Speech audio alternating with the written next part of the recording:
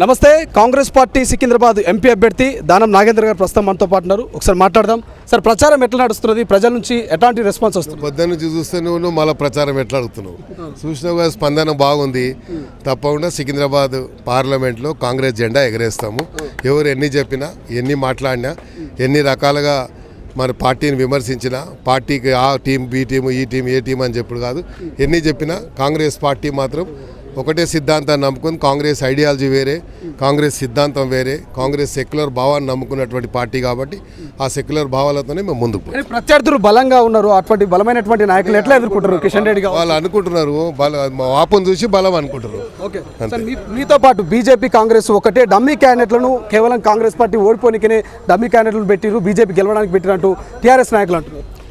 అదే డమ్మీ ఎవడో ఏందో 13 తారీఖు ఎలక్షన్ అయిన తర్వాత జూన్ 4కు రిజల్ట్ వస్తుంది. అప్పుడు ఎవరు డమ్మీయో అప్పుడు తెలిసిపోతుంది. దానం మీద అనర్హత వేటు వేస్తాము అని, గెలవనీయము, కోర్టు దాకా వెళ్తాం అనేటువంటి సుప్రీంకోర్టుకి వెళ్తామంటూ కూడా కామెంట్ చేస్తారు కేటీఆర్ గారు. తప్పకుండా వెళ్ళాలి. వాళ్ళు వెళ్ళకుంటే ఎట్లయితుంది? వాళ్ళు వెళ్ళకుంటే వాళ్ళు డమ్మీలు అవుతారు. వెళ్ళాలనే కోరుకుంటున్నా. వెళ్ళిన తర్వాత నేను జవాబు. సో సికింద్రాబాద్లో ఇప్పటికే ఏదైతే కిషన్ రెడ్డి చేసిన అభివృద్ధిని ప్రజలకు తీసుకుపోతుంటున్నారు, దానం ఏ ఎజెండాను ఎత్తుకొని ప్రజలకి అభివృద్ధి చేయలేదు, మేము చేసి చూపిస్తాం రేవంత్ రెడ్డి గారి నాయకత్వంలో చెప్తాం. Thank you so much. So ఇది మొత్తం మీద సికింద్రాబాద్ కాంగ్రెస్ పార్టీ ఎంపీ అభ్యర్థి దానం నాగేందర్ అయితే ధీమా వ్యక్తం చేస్తున్నాడు.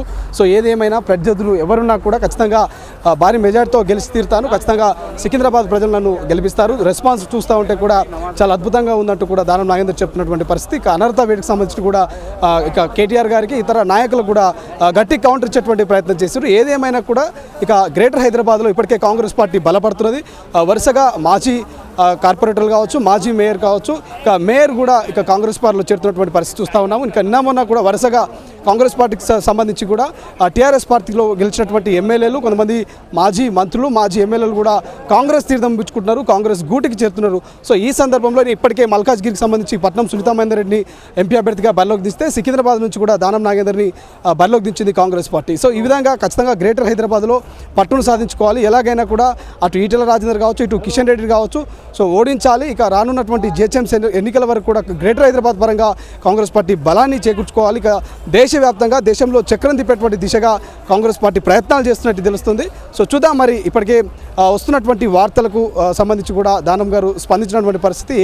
ఎవరు ఎటువంటి ప్రయత్నాలు చేసినా కూడా, ఎన్ని కుట్రలు చేసినా కూడా ఖచ్చితంగా భారీ మెజార్టీతో గెలుస్తున్నటువంటి ధీమా అయితే వ్యక్తం చేస్తున్నారు. సో చూద్దాం ఆఫ్టర్ పార్లమెంట్ ఎన్నికల తర్వాత ఏం జరగబోతుందని. కెమెరా పర్సన్ అజయ్తో శ్రీశైలం, తొలి వెలుగు, హైదరాబాద్.